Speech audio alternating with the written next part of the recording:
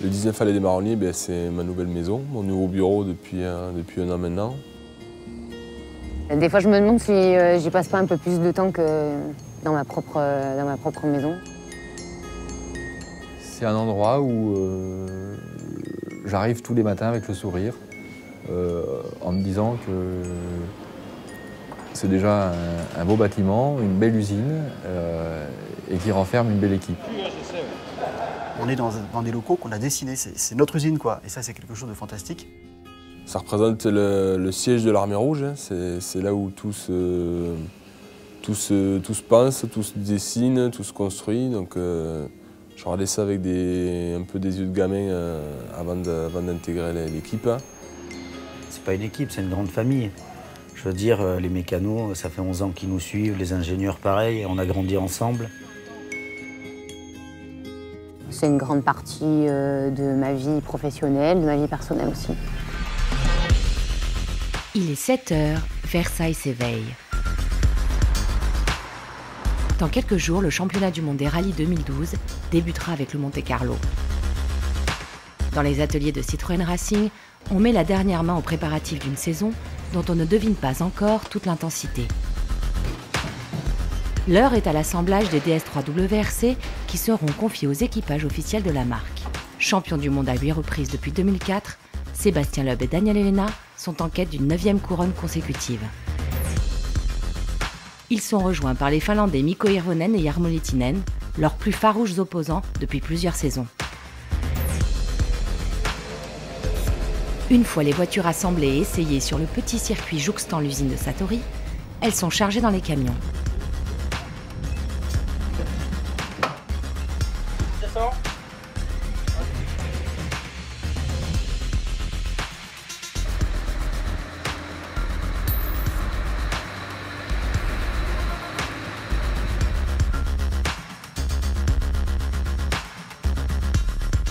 Cap sur Valence, dans la Drôme, pour l'ouverture de la saison.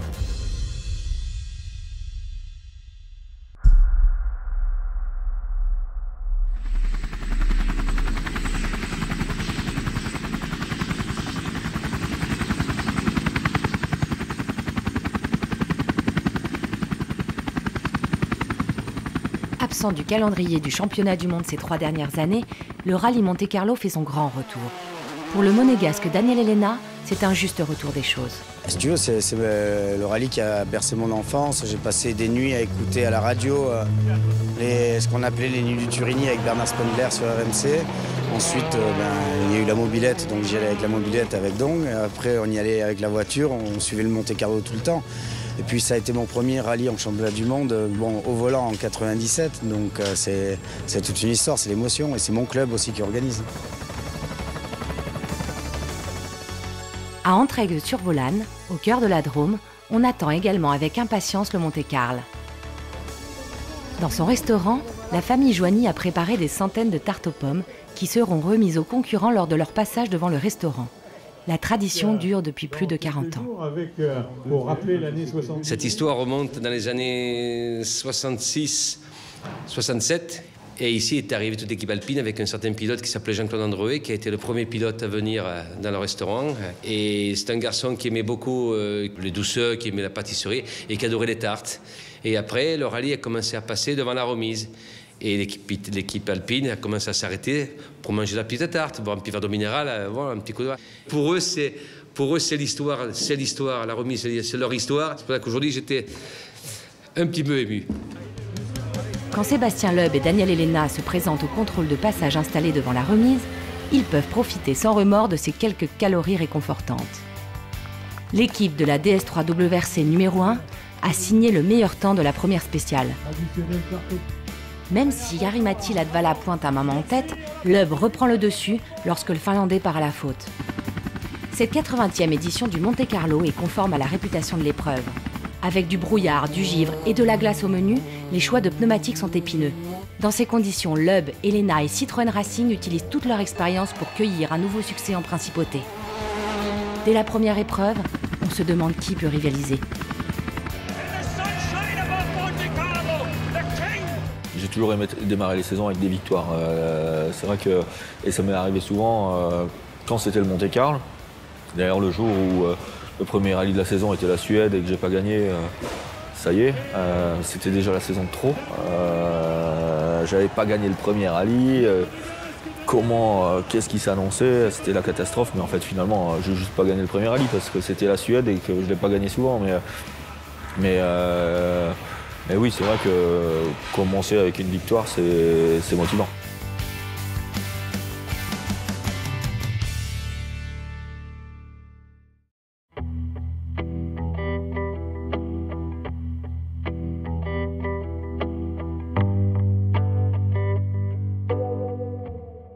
Saison du ski, la neige est bonne, elle glisse bien. Elle glisse même très bien. Sébastien Loeb ne se souvient sans doute pas que c'était aussi une Citroën qui avait remporté le rallye Monte-Carlo en 1959. 50 ans avant l'ère des WRC, la DS n'était pas seulement la voiture du général de Gaulle, c'était aussi une redoutable compétitrice en rallye.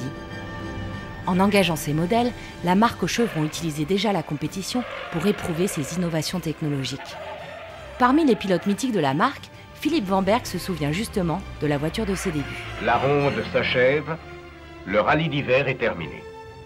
DS21, DS21 boîte hydraulique, je précise, parce que c'était une auto, je ne sais pas pourquoi, c'est une auto qui me plaisait bien, qui fonctionnait bien à l'époque en course, qui avait des résultats. Dans des différentes marques qui étaient capables de participer à un championnat entre Renault, Peugeot, Citroën, en voiture française, c'était une voiture révolutionnaire un petit peu la DS, par le fait de sa suspension hydropneumatique, qui était très intéressante sur des terrains difficiles. Donc je crois que Citroën avait toujours un petit peu d'avance, moi je dis toujours, dans leur solution technique. Après la DS, Citroën poursuit son implication en rallye avec les SM et autres CX. Mais au début des années 80, la compétition entre dans son ère moderne. C'est quand les équipes officielles sont arrivées en nombre avec des moyens importants. Tout d'un coup, ça a explosé, quoi. D'abord parce qu'il y avait un enjeu, il y a des pilotes qui sont arrivés, des marques motivées, des sponsors. Donc tout ça fait que le sport automobile a éclaté. Avec l'avènement du groupe B, Citroën s'appuie d'abord sur la fameuse Visa 1000 pistes. Ses 4 roues motrices et son poids-plume feront le bonheur d'une génération entière de pilotes.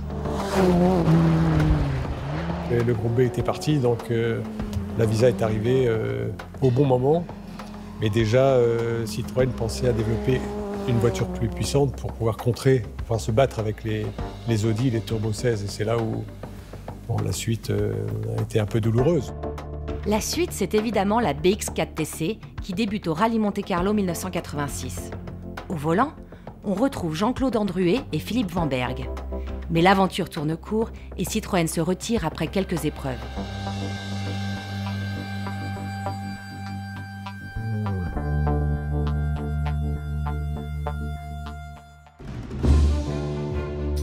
La marque fait son grand retour sur la scène internationale en 1990 avec l'engagement de ZX en rallye raid. En 1992, Pierre Lartigue remportait son premier grand succès avec Citroën au Paris-Moscou-Pékin. 20 ans après, les souvenirs sont intacts.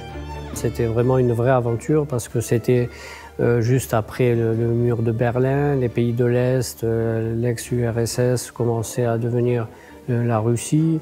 Donc c'était des pays qui commençaient à s'ouvrir. Et ça a été côté humain, c'était exceptionnel. Et grâce à ce rallye Paris-Moscou-Pékin organisé par René Medge, il nous a fait découvrir quelque chose de formidable. La Chine, c'est pareil, jamais on n'aurait pu passer en Chine si on n'était pas passé avec le rallye. Les gens étaient très très sympathiques, les gens étaient encore habillés en Mao, c'était encore la vieille Chine. Par rapport à maintenant, c'est le jour et la nuit. De ce côté-là, c'était une aventure exceptionnelle. Courir pendant un mois, on est parti le 1er septembre, on est arrivé à la fin septembre à Pékin. Tout le monde était fatigué, mais grâce à cette victoire, Citroën a pu continuer. C'était quelque chose d'exceptionnel. Citroën et le rallye raid, c'est une histoire qui va durer jusqu'à la fin de la saison 1997. Après 4 victoires au Dakar et 5 titres mondiaux, la marque pouvait se tourner vers de nouveaux défis. Avec la Xara Kit-Car, l'équipe ne tarde pas à se hisser parmi les meilleurs. En 1999, Philippe Bugalski et Jean-Paul Chiaroni remportent le rallye de Catalogne et le Tour de Corse. Il s'agit du véritable coup d'envoi de l'engagement de Citroën en championnat du monde des rallyes. Avec 2 roues motrices supplémentaires et un turbo, la Xara devient WRC. Et c'est à cette époque qu'un jeune homme timide gagne peu à peu sa place au sein de l'équipe.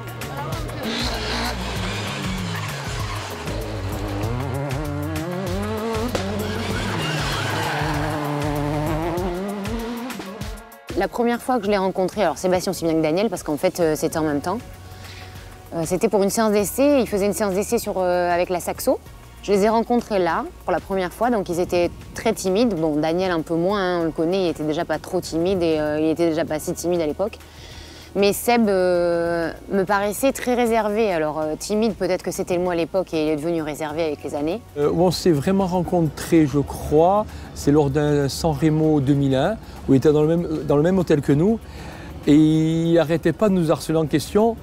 Il n'arrêtait pas. Et le soir, nous, on avait envie d'aller manger tranquille avec Hugo au resto.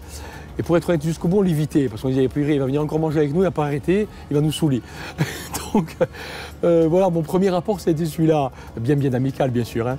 La dernière étape a été franchie lors des essais terres, quand l'ensemble de l'équipe, et Jean-Claude Vocard y compris, a vu la façon dont il pilotait. Et là, Jean-Claude a fait le meilleur compliment qu'il pouvait faire à un pilote.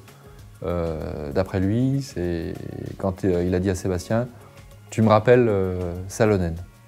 C'est-à-dire la pureté dans le geste et dans les trajectoires. Et ça, c'était quand même synonyme d'une grande capacité à faire des choses extraordinaires. Personnellement, le truc qui m'a le plus marqué, c'est le Monte-Carlo 2003, même si avant on s'est rendu compte que Seb il était exceptionnel et qu'il avait un talent incroyable et tout ça. Moi, c'est vraiment ce jour-là où en fait on a dans notre équipe Carlos et Colline. Déjà on se dit bon, on a 2 mecs qui sont champions du monde, normalement ils savent de quoi ils parlent et tout. Et Seb il les tape au premier rallye, il fait premier devant eux au Monte-Carlo et on fait un triplé pour Citroën, c'est juste le truc énormissime.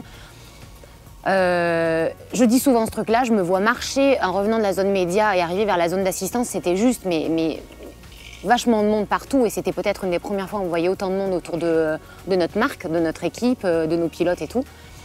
Et là je me suis dit waouh, je travaille pour les Rolling Stones quoi. Salut. La suite de l'histoire, vous la connaissez.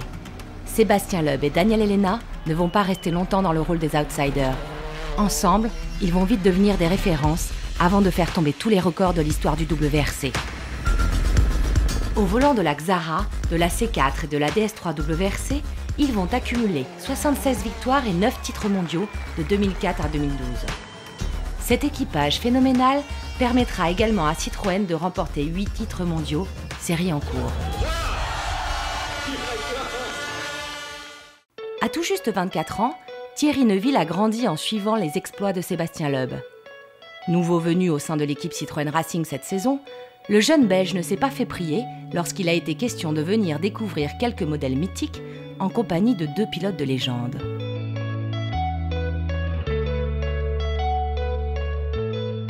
Et là, le frein, c'est juste le... Bah, c'est un petit champignon. Ah ouais. Où il y a vraiment une sensibilité. C'est ça, le frein. Ouais, tu touches, c'est... Et ça bloque les roues. Mais ça fonctionne bien. Non, t'arrives à doser un petit peu quand même. Ouais. Alors, la 1000 pistes.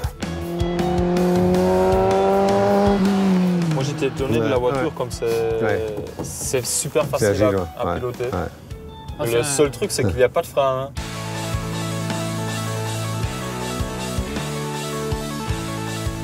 Allez, ta voiture, ça, celle-là... ça, c'est la tienne. Non, celle-là, cette voiture-là, elle a gagné le Paris-Moscou-Pékin. Et ça a été la dernière course aussi en jaune parce que comme il y avait le tabac, donc depuis cette date-là, après cette course, elles sont devenues rouges, les voitures. Ah, c'était fait pour les petits.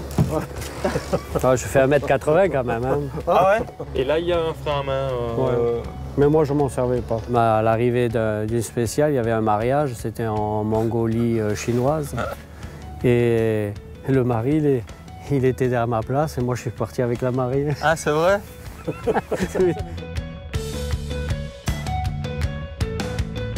Celle-là, j'ai jamais conduit moi. Franchement, c'est très très beau. Vous êtes bien installé là, je vois. Ouais, juste à ma taille. Pas trop bas, moi, c'est trop bas. Tu vois quoi là? Non mais il faut pas regarder. Non, mais là sur le goudron tu. Ici il y a de la place.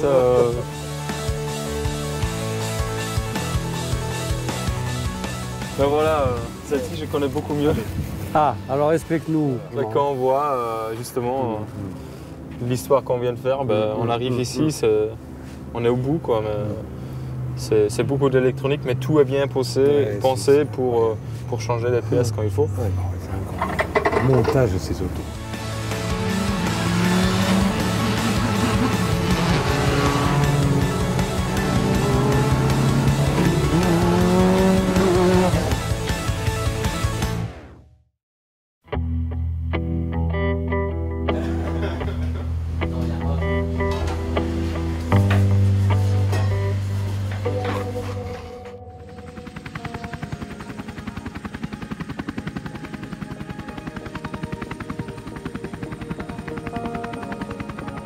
Revenons au présent et à la saison 2012 qui se poursuit sur les chemins gelés de la campagne suédoise.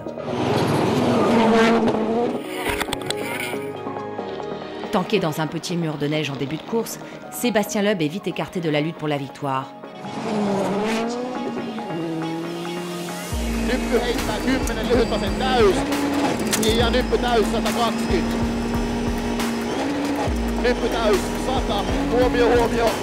Jarru 6, Mittimosen K-ura.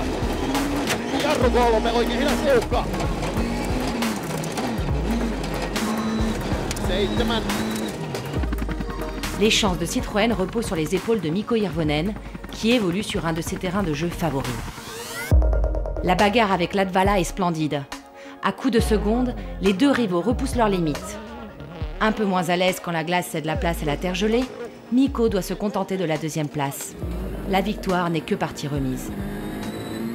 Le temps d'adaptation a beaucoup joué. Mikko, en Suède, il était encore novice au volant de la DS3.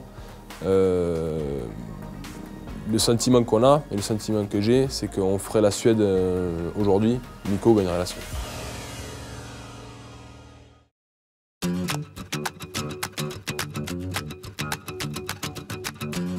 Après 2 premières épreuves hivernales, le championnat traverse l'Atlantique pour rejoindre le Mexique. Comme chaque année, la petite colonie du WRC retrouve avec plaisir la ville de Guanajuato. Classée au patrimoine mondial de l'UNESCO, l'ancienne cité minière sert de théâtre au coup d'envoi de l'épreuve. Comme souvent en début de course, Jari-Matti Latvala est à la pointe du combat face au pilote Citroën. Mais lorsque le Finlandais rencontre des problèmes, les DS3 WRC récupèrent les 2 premières places. Malgré la résistance farouche de Mikko, Seb creuse inexorablement l'écart. 1 seconde par-ci, 2 secondes par-là, Loeb démontre qu'il est le plus fort. Samedi midi, Yves Maton décide de figer les positions pour assurer le premier doublé de la saison. Malgré une pointe de frustration bien légitime, Mikko Hirvonen accepte la décision du directeur de Citroën Racing. I knew when I signed that Sebastian is really the man at Citroën. He was 8 times world champion, so I knew that might come in front of me. But I was all the time thinking more in the future.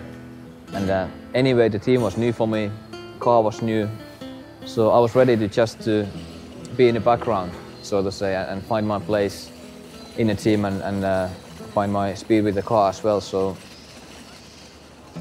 the main thing for me was to prove that I can be in a good pace and really close to Sebastian. And in a way, if the team has to give us team orders, then for me it proves that okay, I achieved that goal and I was in a good speed. Loeb vainqueur, Hirvonen deuxième, Citroën débute de la meilleure des manières, la longue série de 6 épreuves sur terre.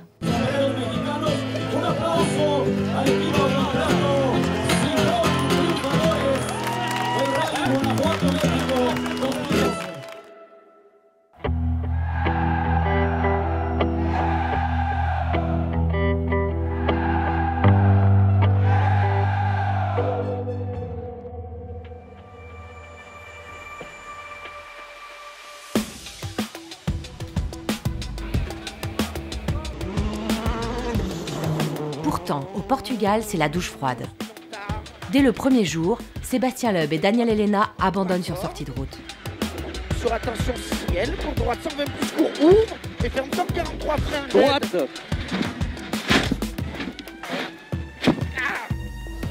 Seb et Daniel se sont appropriés tous les records, y compris celui de la fiabilité. Avec moins de 10 sorties de route éliminatoires en 150 rallyes disputés sous les couleurs officielles de Citroën, le duo accepte avec philosophie ces moments frustrants. Aujourd'hui, je suis dans un état d'esprit où je me dis que ça fait partie de la course. Voilà, je m'en veux pas éternellement. J'essaye d'oublier rapidement ce qui se passe quand même souvent. Et puis voilà, après, je passe à autre chose. Plus jeune, en début de carrière, quand tu essaies de faire tes preuves et de faire ta place, c'est différent. Aujourd'hui, je sais que voilà, j'en ai pas fait énormément dans ma carrière, ça fait partie de la course. C'est con, hein, quand Daniel me dit à droite et que je pars à gauche de nuit sur un sommet, après tu te dis c'est con quand même, hein, mais bon, après il faut l'accepter, quoi. Copieusement arrosé, ce rallye du Portugal est marqué par d'innombrables sorties de route. Dans ces moments où il faut avant tout savoir rester sur la route, la fiabilité de Mikko Hirvonen et Jarmo Lehtinen fait merveille. Les Finlandais passent sur le podium en vainqueurs pour le plus grand bonheur de toute l'équipe.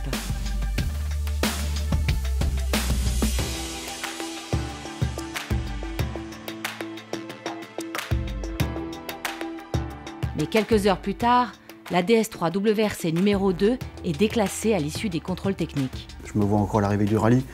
Mikko, il y avait son père, ses enfants, enfin, toute l'équipe était très contente, on vivait ça, c'est fantastique. Et là, quand on m'appelle, quand Cédric m'appelle, moi j'étais dans ma chambre d'hôtel, Cédric était au vérif, il me dit il y a un problème sur l'embrayage. Bon, d'abord on se dit il y a une erreur, c'est pas possible.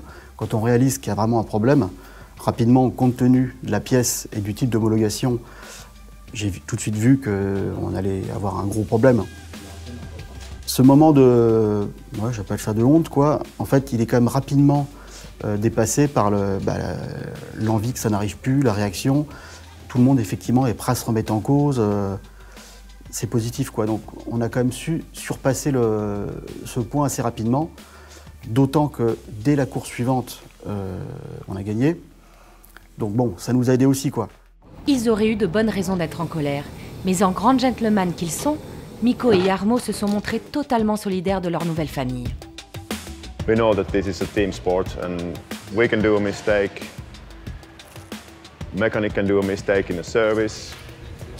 Team can do a mistake when they build a car. It's a puzzle and it's just a part of the game. Mistakes happen as long as there is human beings doing things, and you just need to understand that and don't get too disturbed about it, and just look forward after that and learn your mistakes.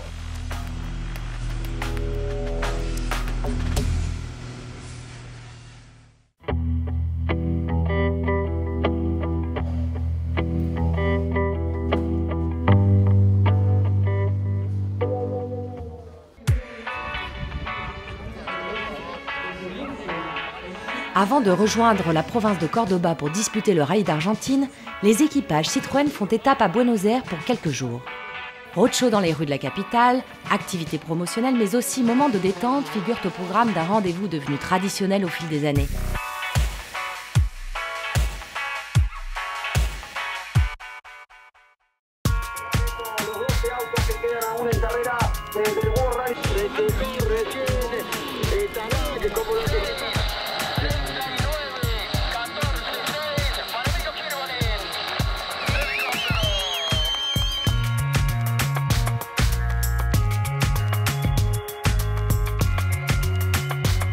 Le rallye débute sur un rythme très élevé. En pleine progression, Mikko Hirvonen met Sébastien Loeb sous pression. Les deux pilotes Citroën bouclent la première journée en tête avec un dixième de seconde d'écart. Le lendemain, Seb parvient à faire le break tandis que la concurrence se prend les pieds dans le tapis. Daniel Elena peut apprécier sereinement la fin de course. Moi, ce que je retiens du rallye d'Argentine, c'est le monde qui dorment dans les spéciales, qui vivent le rallye. Ils ne se déplacent pas, ils campent là pendant 2-3 jours. Et le meilleur moment, c'est dans la Cumbre, quand tu montes dans les épingles et que tu as l'odeur des barbecues qui te rentre dans la caisse et tu te dis mais pourquoi on s'arrête pas à manger une bonne saucisse avec eux quoi. Ça c'est magique.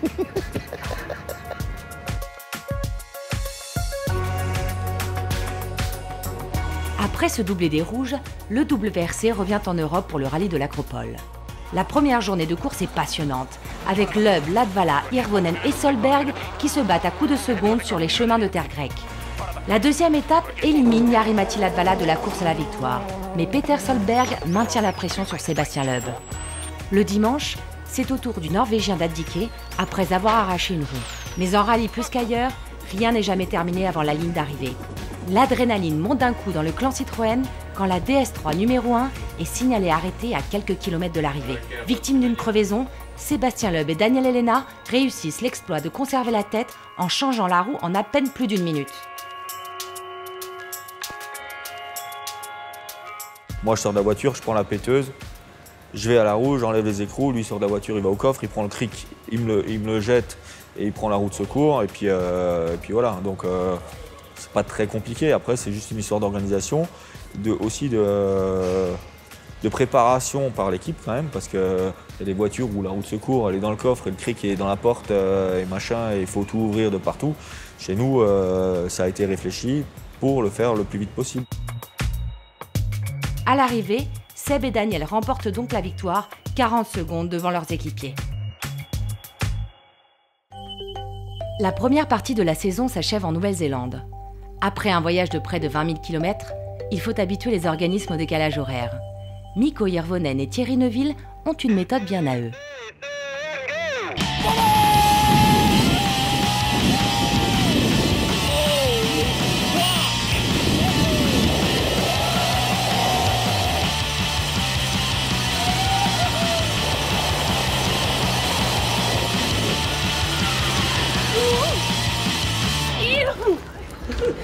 On est des malades, mais vraiment.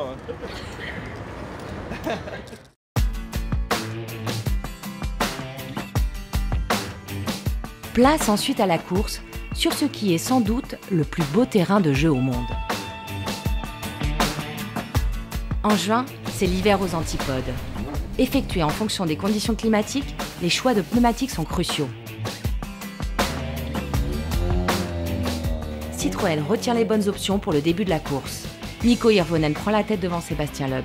Mais Seb attaque et reprend le dessus dans la toute dernière spéciale du jour. Les deux pilotes Citroën vont avoir la possibilité de se battre tout au long de la deuxième étape. Loeb reste en tête, sans parvenir à creuser l'écart sur Hirvonen. Derrière, les rangs des adversaires sont décimés et le troisième est relégué à 1 minute et demie. Yves Maton demande alors à ses pilotes d'assurer le doublé. C'était important de les laisser rouler, déjà que Mikko ne se dise pas que chaque fois qu'on a de l'avance et que Seb repasse devant lui d'office, la spéciale d'après, c'est fini. Je pense que c'était important aussi pour faire les spéciales rapides ici, pour préparer la Finlande, pour qu'il soit super bien pour la Finlande. Comme je vous l'ai dit à Satori, gardez-le pour vous. Si ça se passe bien et que ça continue comme ça d'ici demain soir, en Finlande, quoi qu'il arrive, il n'y aura pas de consigne de course. Après les 7 premiers rallyes, le bilan est éloquent. Vainqueur à 5 reprises, Sébastien Loeb caracole en tête du championnat du monde. Mais ce n'est pas suffisant pour qu'il s'autorise à relâcher la pression. Moi, je me dis jamais il est dans la poche, parce que je doute toujours. Je suis jamais... Et le rallye, quand même, c'est vrai que ça sourit souvent et qu'on n'a pas du tout à se plaindre à ce niveau-là, mais quand tu vois tout ce qui est mis en place et tout ce qui doit être réuni pour gagner un rallye, tu ne peux pas arriver sur un rallye en disant voilà, on va encore le gagner, le championnat c'est bouclé, etc. Tu n'es jamais à l'abri de quelque chose. Mais c'est vrai qu'on était dans une période où tout allait bien, on était en confiance, on avait repris confiance dans la voiture sur la terre, parce qu'en début de saison, on est quand même passé par une période de doute. L'auto n'était pas au mieux, donc on a commencé à réagir un petit peu en changeant des petits points de setup en Argentine, qu'on a confirmé ensuite en Grèce. C'est un ensemble de petites choses, ça n'a pas été des grosses révolutions, mais la voiture a réussi à faire un bond en perfo. Et donc là, on a à nouveau pris de l'oxygène en termes de vitesse pure, et les doublés, on les faisait à la régulière.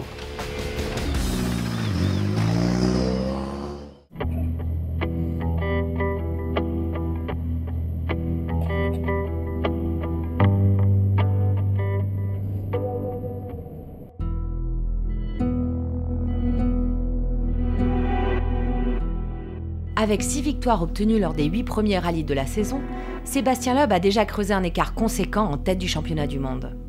Depuis des années, une question obsède tous les passionnés. Qu'est-ce qui le rend si fort ? On est arrivé à déterminer que ce gars avait une capacité à s'adapter au niveau de contraintes exigées dans l'instant. Plus on augmente les contraintes, plus il a cette capacité d'aller chercher des informations dans son corps, sans passer par une réflexion corticale, mentale, ce qui fait qu'il n'y a pas vraiment de limite. Et ça rejoint cette fameuse phrase qu'il m'avait dit il y a bien longtemps, quand j'arrive à la limite, s'ouvre à moi un espace de liberté. Donc quand il arrive à la limite, il a tellement de capacité de puiser dans sa bibliothèque, je l'appelle comme ça, qu'il n'est jamais dépassé. On peut travailler ça en isolant un capteur. Par exemple, si on parle de l'anticipation, à travers la vision, on peut travailler ça avec des systèmes de diodes qu'il faut éteindre, qui sont devant, derrière, et on crée, en fait, on peut le faire avec n'importe quoi. Hein. Mais en fait, ce qu'il faut, c'est créer la boucle neurologique, donc créer les conditions de l'expérience. Et une fois que l'expérience a été créée et perçue et conscientisée, après, il suffit de l'entraîner pour l'accélérer. Ce qui fait la force de Sébastien Loeb, c'est aussi la précision et la pureté de son pilotage. Des qualités qu'il cultive en circuit depuis de nombreuses années. Deuxième des 24 heures du Mans en 2006, le phénomène Loeb avait également eu l'occasion de briller au volant d'une Formule 1 lors d'essais organisés par Red Bull Racing.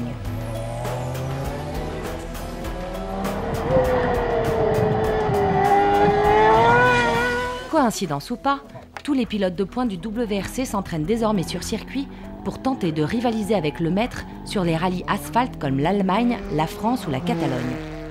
Le pilotage d'une WRC sur l'asphalte, même si c'est différent d'une monoplace, les habitudes, les réflexes, les automatismes sont les mêmes. Et la théorie, rien de mieux que d'aller la bosser sur circuit parce que ça accentue les défauts, ça va exacerber toutes les qualités d'un pilote.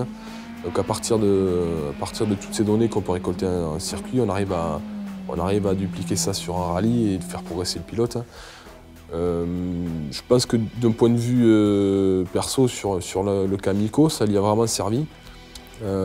C'est facile de mettre le doigt sur des problèmes avec des acquisitions de données sur circuit parce que c'est répétable. On a des outils de travail qui sont différents forcément d'un rallye où c'est que même sur une séance d'essai, les conditions varient beaucoup plus, une spéciale est beaucoup plus longue, il n'y a pas de virages les mêmes. Là, quand tu passes 50 fois la même journée sur le même virage, tu arrives facilement à jauger ton évolution. Donc c'est l'intérêt, il est là, et puis j'espère quand même on renouvellera cette expérience parce que ça lui servira forcément. À leur tour, Mikko Hirvonen et Thierry Neuville ont goûté aux joies de la monoplace sur le circuit du Mans. Tout en gardant en tête les différences entre une piste de quelques kilomètres et une spéciale aux conditions changeantes, les pilotes Citroën ont trouvé des axes de progression pour leur pilotage. It helps you to understand and realize different ways of driving and braking, how you could maybe brake a bit more efficiency.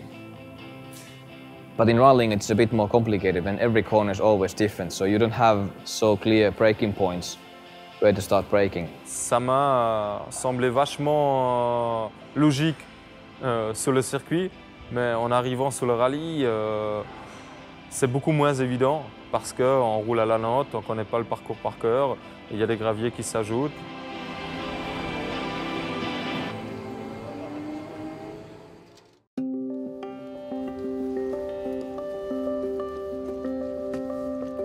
Même si dans ma tête je ne peux pas y croire et que je veux me battre contre ça, c'est que Seb il veut arrêter. Il veut arrêter fin d'année. Il fallait bien que ça arrive un jour. Objet de toutes les interrogations et fantasmes depuis quelques années, la retraite de Sébastien Loeb et Daniel Helena prend une tournure concrète en milieu d'année. À la veille de la reprise du championnat en Finlande, le duo le plus titré de l'histoire semble avoir pris sa décision. Qu'est-ce que j'ai à prouver en fait en rallye? Je me dis que j'ai pas grand-chose à prouver. J'ai gagné 8 titres, j'espère en gagner 9 cette année. Que j'en fasse 8, 9 ou 10, ça ne changera rien à la suite de ma carrière. Et d'un autre côté, si j'ai envie de rebondir dans un nouveau programme et de faire autre chose après, il ne faut pas non plus attendre d'avoir 50 ans. Aujourd'hui, la volonté de continuer en rallye, c'est de peser le pour et le contre entre le temps passé en essai et en en reco et en déplacement et le risque qu'on prend en course, etc., face au plaisir que j'en retire. Et donc voilà, je me dis qu'un jour il faut arrêter. C'est sûr qu'aujourd'hui, je vois que je suis encore performant, mais bon, un jour il faut passer à autre chose. On a des enfants. Tu sais, moi je vois Dorine, elle me réclame tout le temps. Hein. Elle va avoir 10 ans juste après le Deutschland. J'ai pas vu ses 10 ans, quoi. Et Roman 6 ans pareil, donc on va en profiter un petit peu plus. Mais c'est sûr qu'après, le côté d'être là, l'adrénaline, d'être à 100% tout le temps, c'est sûr que ça va faire bizarre, quoi. Sébastien Loeb a beau vouloir arrêter le rallye, il ne compte pas raccrocher sa combinaison pour autant. Je suis quand même encore plus pilote dans l'âme que team manager et j'ai toujours envie de courir, donc, mais peut-être de relever des nouveaux défis, de nouvelles choses. Même si c'est pas la même ampleur que le championnat du monde des rallyes, moi, continuer dans une autre discipline différente avec des nouveaux challenges, ça me dit bien. Donc voilà, il y a des choses qui sont envisagées, on est en train d'en discuter. Il faut voir ce que la direction de Citroën va penser de tout ça. On se doit de regarder toutes les options. Il n'y en a pas tant que ça déjà. Enfin, je veux dire, une discipline majeure en sport automobile avec une exposition correcte et un rapport, je dirais, retombées-coût intéressant, ça commence à faire beaucoup de conditions. En circuit, la seule voie possible pour le moment, c'est le WTCC. Donc on est en train de regarder ce qu'on peut faire ensemble en WTCC à partir de, je ne sais pas bien quand, je dirais, on va dire courant 2014, mais pour le moment, c'est pas encore bien défendu. Dans le même temps, Citroën Racing se doit de sécuriser son avenir grâce à l'apport de sponsors. Débuté avec l'engagement d'une DS3 WRC pour Nasser Al Attiyah, le partenariat avec le Qatar devait déboucher sur une visibilité plus conséquente à partir de 2013. Mais à ce stade de la saison, les négociations vont bon train avec une autre entité. Je dirais qu'Abu Dhabi a été le plus rapide, puisque, je dirais, entre le rallye de l'Acropole et maintenant, j'ai un papier issu d'Abu Dhabi, avec une somme dessus, je dirais, assez conséquente, des conditions claires, nettes.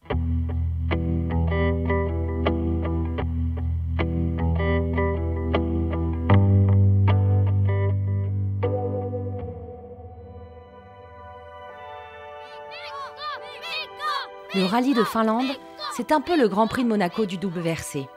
L'épreuve que tous les pilotes, que toutes les équipes rêvent de gagner. Pendant des années, on n'était pas très loin. On a souvent fait des bonnes performances en Suède et en Finlande avant de gagner la Finlande. Mais il nous manquait toujours la petite chose qui faisait que tu réussissais à gagner.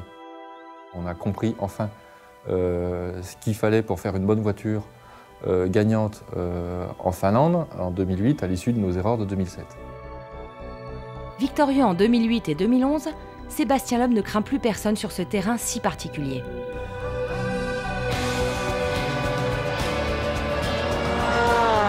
À voiture égale, Mikko Hirvonen compte bien décrocher un second succès sur ses terres. Mais cette fois-ci encore, c'est Sébastien Loeb qui aura le dernier mot. Les quelques secondes d'avance qu'il prend le jeudi soir, Mikko Hirvonen ne parviendra jamais à les rattraper. I was sure that I will catch that up, that it's not too much, that I can take it back, but I was wrong. You know, Sebastian, he's really good, and he has a lot of experience from Finland as well. So I could get close. I think the closest I was in 3 seconds, but that was it. So it was really close fight all the way through, but it was just not enough.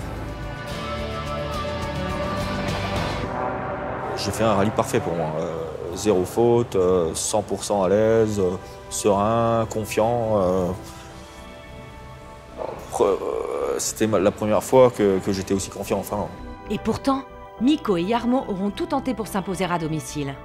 Le samedi, le rallye se terminait par la mythique spéciale d'Uninpuja, un tronçon avalé à 130 km/h de moyenne. Welcome to Uninpuja.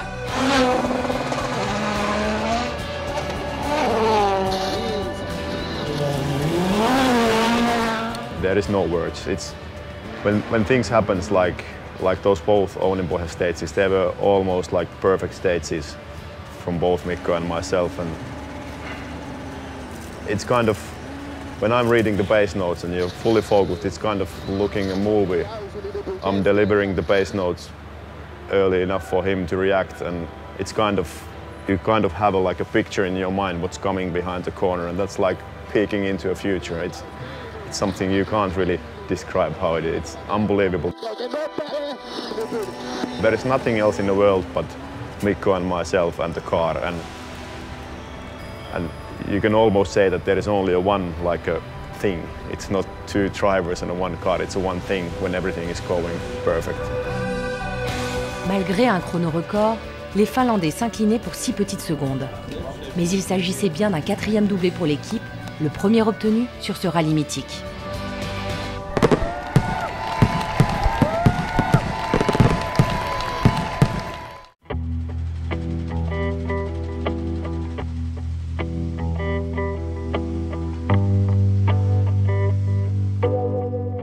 Since I was very small, it was always my dream to become a rally driver. And when I was 5 or 6 years old, that's the time when my father was still driving.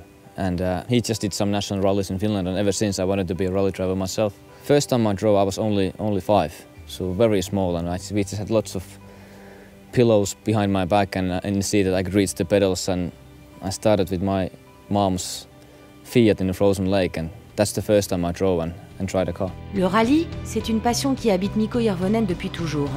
Mais il est loin d'être le seul en Finlande. Ice hockey is maybe the biggest sport in Finland, which all the boys they play in some part of their lives, and then motorsport is maybe the second. And a lot of my friends on similar age or year older, they were interested in cars, and we had a group of people, friends, who I always used to race in a frozen lake. So 15 was the age I could take part of rallycross, in like junior rallycross in Finland. That was when I started competing.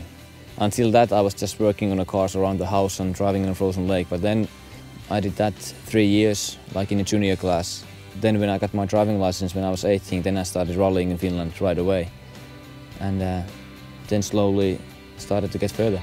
Les Finlandais ne sont pas seulement passionnés de rallye, ils sont aussi très solidaires lorsqu'il s'agit de pousser l'un des leurs vers le plus haut niveau. Comme d'autres avant et après lui, Mikko a bénéficié de cette filière. 2001, I was doing Finnish Championship, and that was my second year in the Finnish Championship, and we were fighting for the title until the last stage, and in the end got a puncture and we became second, surprisingly. But after that season, or after that race, I had a call from a guy who said that there's going to be a test arranged around Jyväskylä and there will be 4 drivers invited, and I was one of them, and that was my first contact to Timo Jouhki, who is now my manager. He's been a manager basically for all the drivers in Finland, Tommi Mäkinen and Juha Kankkunen, everybody. We went to the test, and the test went really well, and then he started to support me and kind of helped me with my career. So since then, since end of 2001, it's been really only thing what I've done, just planning my career and try to get further. Avec 7 pilotes titrés depuis 1977, la Finlande est la nation la plus fertile en champion du monde des rallyes. Ce succès s'explique sans doute par la nature des routes du pays, ponctuées de ces fameux jumps. Mikko, qui poursuivra peut-être la lignée après ses 4 titres de vice-champion du monde, nous a livré quelques-uns de ses secrets. We are in Finland, and we are now in very typical Finnish gravel road. It's quite wide, and from the surface you can see that's kind of a surface we call country tarmac. It's very compact gravel, and it's there's a very good grip if it's clean, but if there's a little bit loose gravel on top, it's very, very slippy. And this is actually a famous old stage in Finland which has not been used in years, and it's called Humalamäki. Very fast with big jumps. Rally Finland and these roads, which is very important, is the lines, because we have so much speed all the time, and because the roads are wide, it's maybe a little bit like in Formula 1 that you have to have a perfect line all the time, that you can get the best time and you don't kind of go too wide, and you can carry the speed through the corners. So like you just have to use the whole road and then take always the inside of the corner, but also think about the jumps in the same time as well.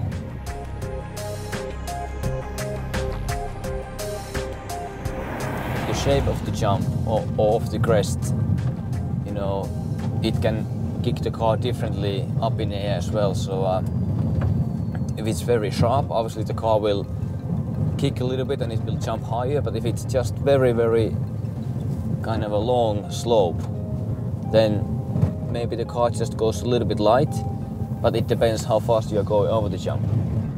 And that's the tricky part sometimes, because in the recce we can only do 80 kph.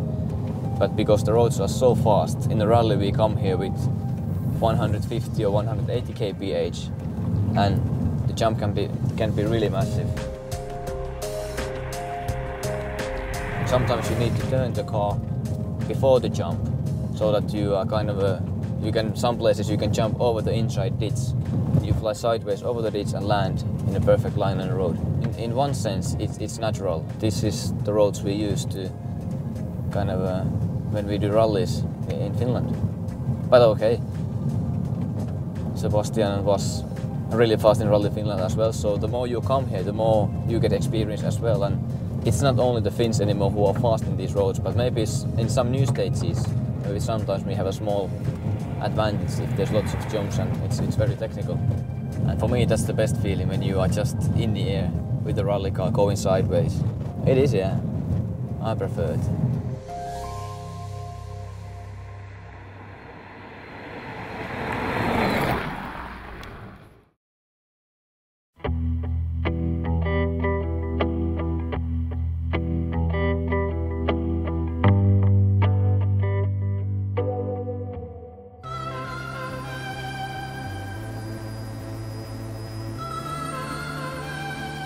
Après une longue série de 6 rallyes sur terre, le WRC retrouve l'asphalte en Allemagne.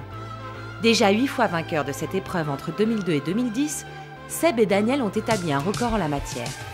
C'est dire s'ils font figure de favoris. Comme souvent cette saison, une météo instable et des choix de pneumatiques cornéliens viennent pimenter la course. Pas de quoi déstabiliser la machine à gagner, en tête de la première à la dernière spéciale.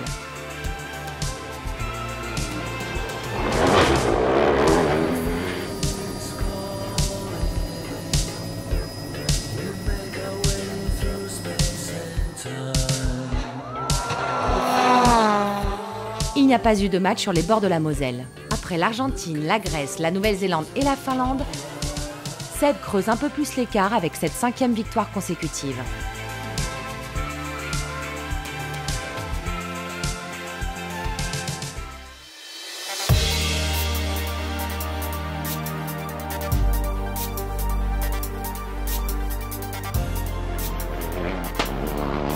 Cap ensuite sur le Pays de Galles pour le rallye de Grande-Bretagne. Sur un terrain extrêmement glissant, les DS3 WRC souffrent face à leur rival. Intouchable, Jari-Matti Latvala file vers sa 2e victoire de la saison. Après avoir passé Peter Solberg en toute fin de course, Seb se contente de ce résultat. Quand on fait 2e, c'est pas une défaite. Contrairement à ce que plein de journalistes ont pensé là-bas, etc.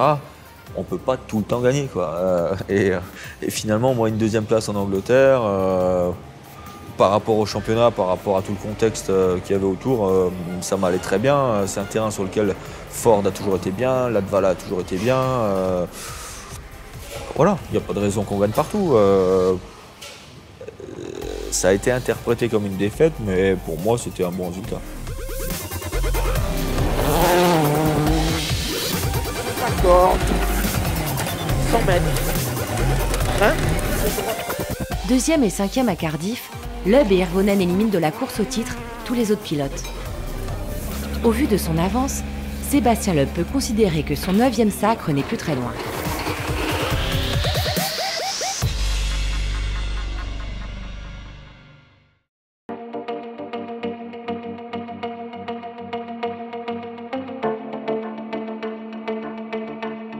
Esquissé au mois de juin, le futur de Citroën Racing et de Sébastien Loeb s'est précisé au cours de l'été.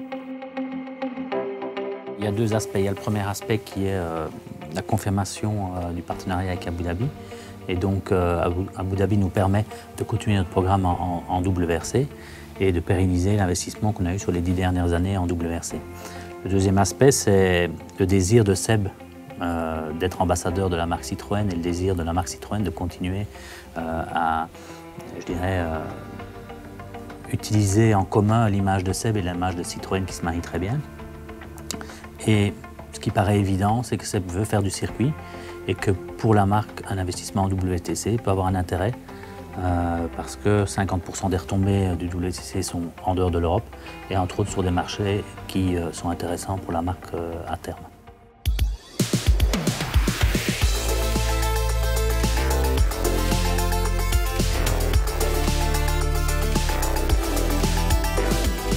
L'annonce du programme 2013 va s'effectuer lors de l'ouverture du Mondial de l'Automobile de Paris.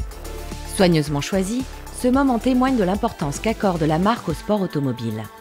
Je crois que le sport automobile, au cours des 10 dernières années, a joué un rôle indéniable dans la transformation d'image de Citroën. Quand on regarde où était Citroën à la fin des années 90, on était vraiment dans une mauvaise position. Citroën n'avait plus comme client que ses anciens clients. Citroën avait perdu toute attache avec ce qui fait son ADN. Son ADN, c'est de l'innovation, c'est de la créativité. Il y a un travail formidable fait, bien sûr, sur le produit au cours des 10 dernières années, qui a transformé la gamme de Citroën, travail fait sur l'image, mais le sport automobile a joué sa part, j'en suis convaincu. C'est aussi une chance extraordinaire, il ne faut pas se le cacher, d'avoir eu Sébastien Loeb, qui a une image et une notoriété énorme qu'aucun pilote de rallye, je pense, n'avait jamais eu. Je crois que, hors les fans de sport automobile, personne ne connaît le nom des pilotes de rallye, alors que tout le monde connaît le nom de Sébastien Loeb. Et la chance fantastique qu'on a, c'est que son histoire s'est bâtie en même temps que l'histoire de Citroën.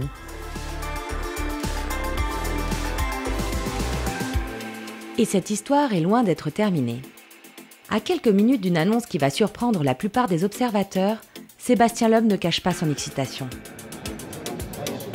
Oui, vraiment, c'est quelque chose qui me plaît. C'est vrai qu'aujourd'hui, je ne dis pas le rallye, c'est au niveau pilotage, je pense que c'est ce qu'il y a de plus fort, au niveau sensation, improvisation, etc. Par contre, ça fait des années que j'y suis, j'ai tout gagné, et de pouvoir partir dans un nouveau projet avec Citroën, avec qui on a tout gagné ensemble en rallye, c'est vrai que pour moi, c'est la solution idéale. J'ai d'un côté envie de calmer et d'arrêter le rallye, et d'un autre côté, j'ai pas envie de me retrouver retraité. Donc c'est un nouveau challenge, c'est un autre style de pilotage où j'aurai beaucoup de choses à apprendre, Citroën aussi, mais voilà, c'est vrai que c'est excitant d'avoir un nouveau défi comme ça. Avec un avenir tracé, Sébastien Loeb et Citroën Racing vont pouvoir se focaliser sur le week-end le plus important de l'année.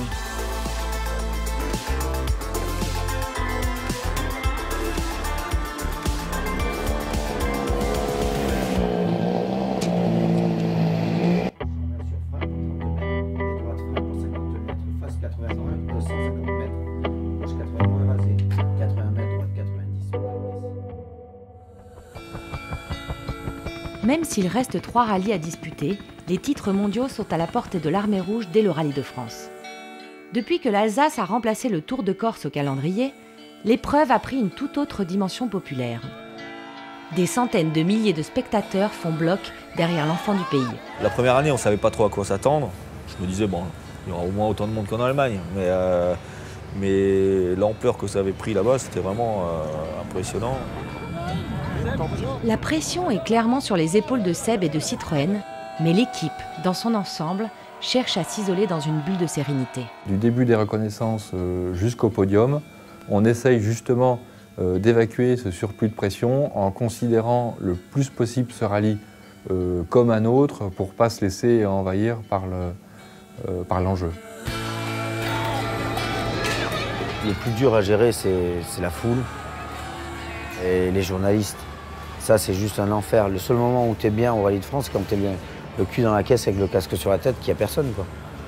Là, tu es bien. Et donc là, tu peux te concentrer, te donner à fond dans les spéciales.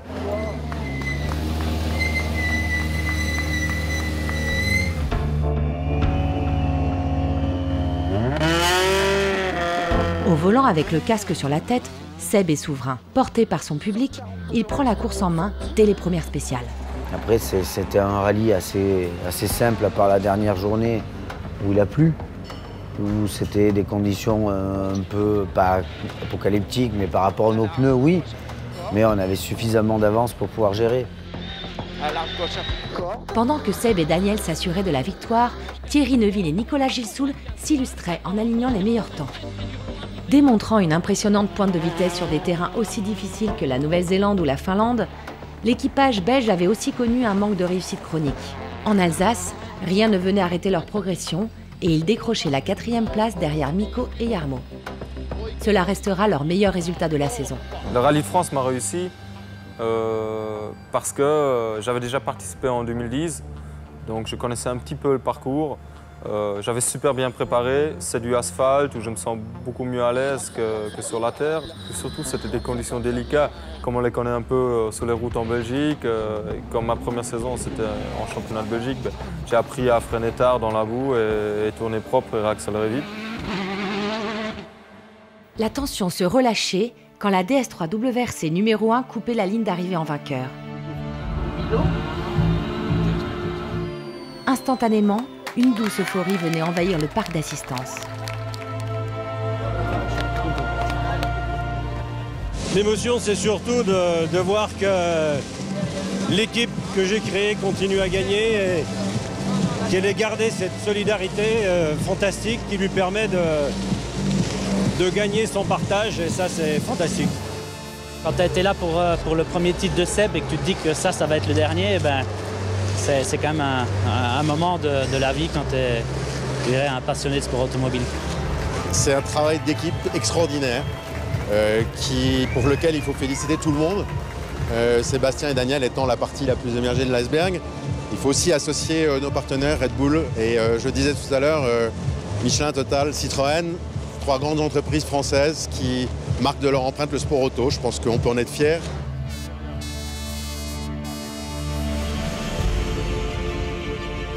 Puis toute l'équipe prenait la direction du podium.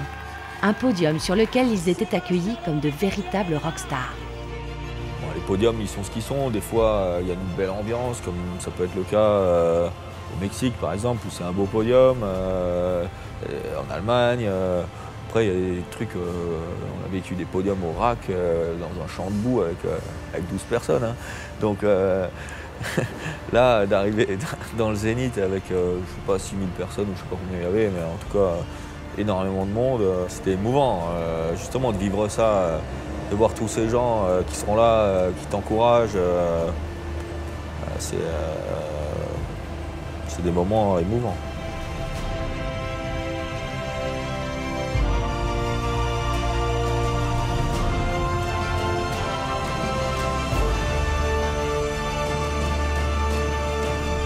Les célébrations ne s'arrêtaient pas sur le podium de Strasbourg. Du côté du 19 Allée des Marronniers, on savourait surtout le titre de champion du monde des constructeurs, le 8e acquis depuis 2003. Un titre auquel Mikko a grandement contribué.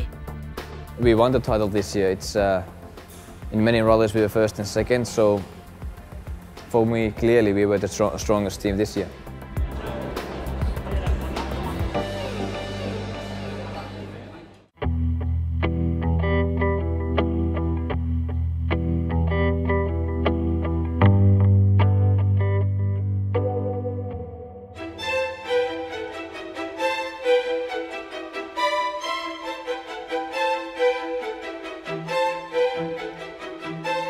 Les titres sont joués, les objectifs sont atteints et c'est sans pression que les pilotes abordent le rallye de Sardaigne. Sans pression, cela ne signifie pas qu'ils vont rouler le coude à la portière.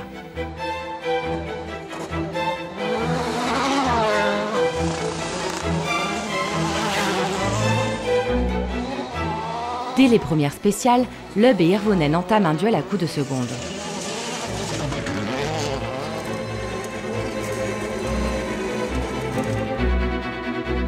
Au début de la deuxième journée, Seb abandonne après être parti à la faute.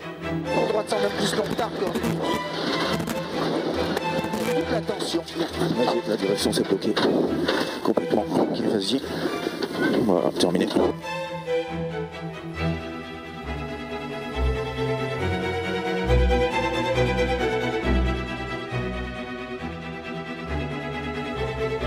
Il ne sera pas le seul sur ce rallye, loin de là.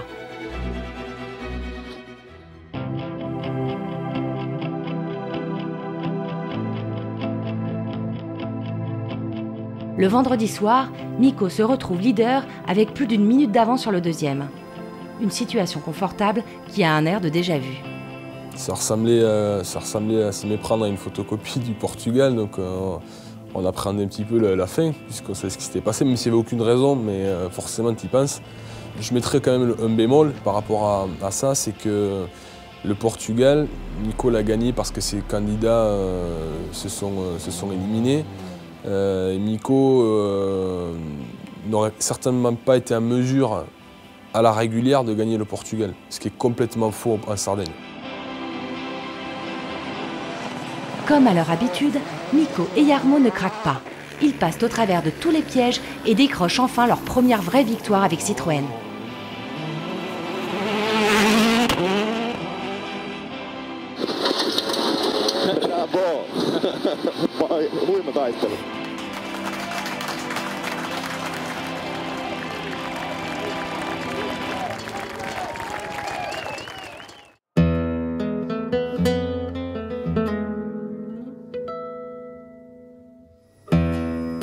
La saison s'achève en Espagne, le seul rallye mixte de la saison. Disputée sur la terre, la première étape est complètement folle. Les spéciales ont été détrempées par les orages tombés au cours de la nuit et le pilotage s'apparente à de la survie.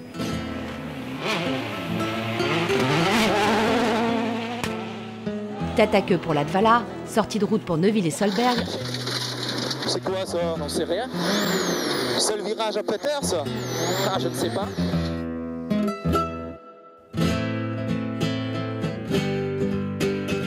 Problème technique pour Sordo. Une à une, les têtes d'affiche sont éliminées de la lutte pour la victoire. Prudents, les pilotes Citroën sont toujours en course pendant que Mats Osberg mène les débats.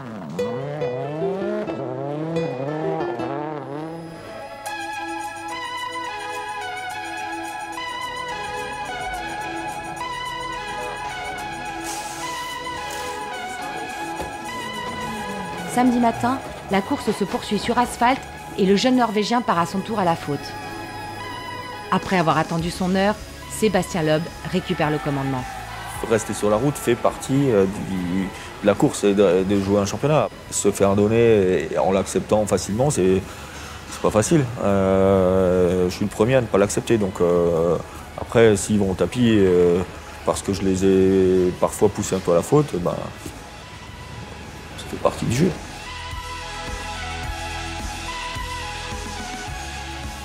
Neuvième victoire pour Loeb, 10e podium pour Hirvonen, la saison s'achève en apothéose pour l'Armée Rouge, qui réalise pour la première fois de son histoire un doublé au championnat du monde pilote. Je vais encore un grand merci, ça a été encore une super course, bien difficile, mais une voiture top comme d'hab, donc rien à dire, et je pense que ça fait plaisir en tout cas pour nous, et je pense pour vous aussi qu'on finisse la saison comme ça, et notre carrière quasiment aussi, donc c'est encore un grand merci pour tout à tout le monde et puis on arrive à tout de suite.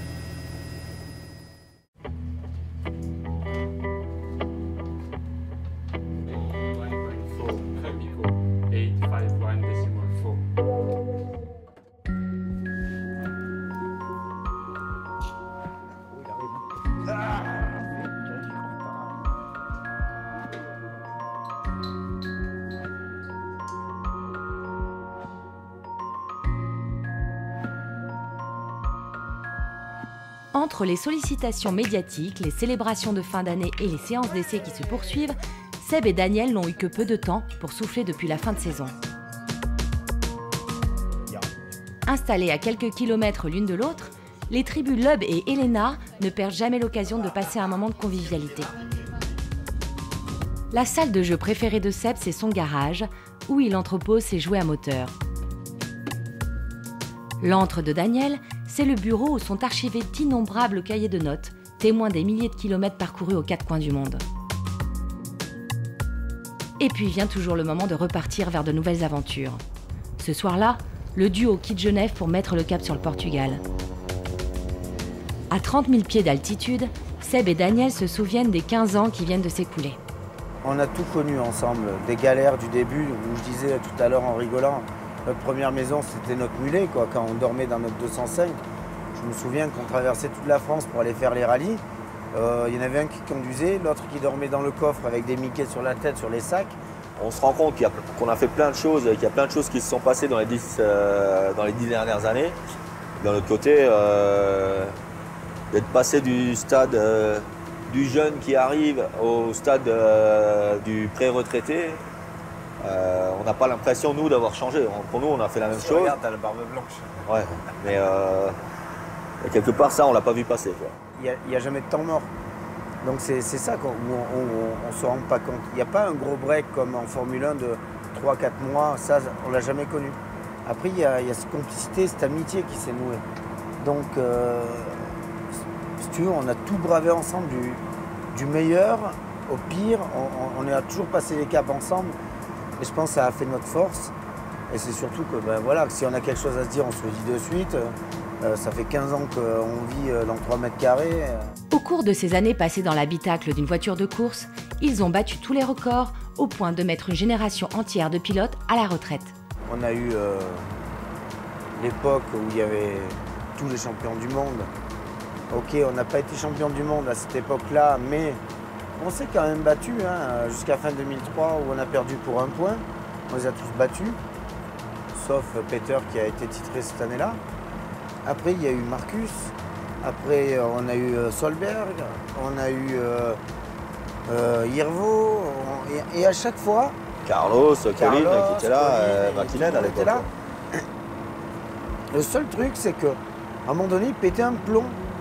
À un moment donné de la saison, il se mettait à faire des fautes. Il y a des années où on a gagné des championnats, ou parce qu'on était régulier et on savait savoir finir 3e, 2e meilleur rallye plutôt que d'aller chercher une victoire. Tout dépend où tu situes les 100%. En fait, finalement, est-ce que 100% ça veut dire que tu commences à prendre des risques ou 100% ça veut dire d'être à 100% en étant sûr de ne pas sortir de la route? Ça, je suis tout le temps. Après, tu peux aller un peu au-dessus. Pour moi 100% c'est d'être à bloc partout, mais quand je me sens bien dans la caisse et que j'ai pas l'impression d'en rajouter. Après, tu peux en rajouter un peu par moment, mais là, tu commences à rentrer dans la phase prise de risque. C'est ce que... ça m'arrive d'y aller, mais pas souvent.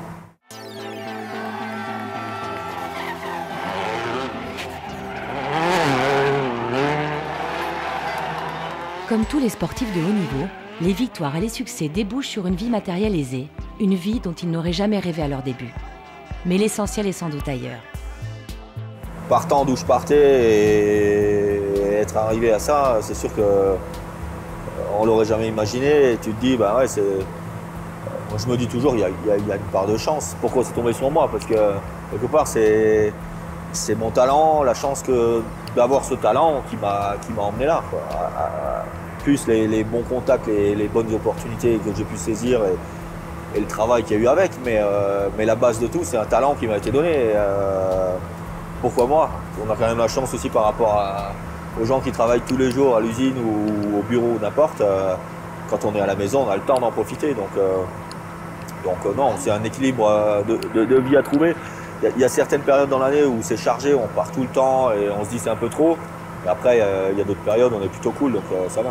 Le truc le plus important, c'est la santé. Parce que quand on voit un peu ce qui se passe autour de nous, tu te dis on a de la chance d'être en bonne santé, et de pouvoir vivre ce qu'on vit. Et après, tout le reste, c'est que du bonus. Mais avant tout, d'être en bonne santé, en forme et bien équilibré à la base, c'est quand même pas mal, quoi. À 38 ans, Sébastien Loeb n'est pas prêt à passer ses journées en pantoufles. Plus que jamais, il est prêt à relever un nouveau défi en changeant de discipline, comme d'autres changent de métier. C'est pour ça que j'essaie de faire autre chose, justement. Un nouveau centre d'intérêt, un truc nouveau, un nouveau défi, où je sais que je vais partir de plus bas et qu'il va falloir essayer d'évoluer, de progresser pour arriver au top niveau, que j'espère atteindre un jour, mais j'en sais rien.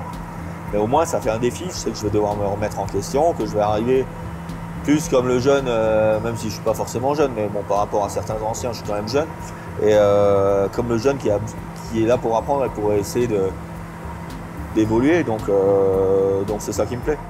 Mais avant cela, il faut continuer à travailler, à préparer le championnat du monde des rallyes 2013. Sur les chemins de terre de l'Algarve, Seb et Daniel alignent les kilomètres pour tester de nouvelles évolutions sur la DS3 WRC. Un travail de l'ombre, mais pourtant essentiel dans la construction des victoires et des titres. Dans quelques jours, une nouvelle saison débutera au Monte-Carlo. Du côté du 19 Allée des Marronniers, on est déjà prêt pour un nouveau tour du monde.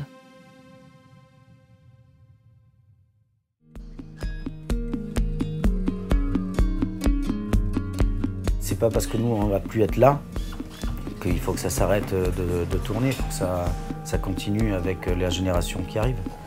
Et moi ce que je peux dire c'est continuez comme vous êtes. Vous êtes la meilleure équipe du monde, vous êtes une armée, l'armée rouge. On dit toujours ouais, c'est une famille, ok. C'est vrai dans l'absolu, mais je pense quand même qu'on nous a donné une impulsion au départ et une communion, une envie de veiller sur ce team, de le protéger, de ne pas se faire battre. Franchement, cette envie demeure toujours. C'est rare de voir une équipe tendue vers un objectif à ce point-là, où chacun est tendu vers l'objectif de l'équipe et pas son objectif personnel, où il y a un exemple de solidarité absolument incroyable. Cette espèce de tension vers le résultat aussi, permanente, d'engagement sur le résultat, est aussi complètement exemplaire.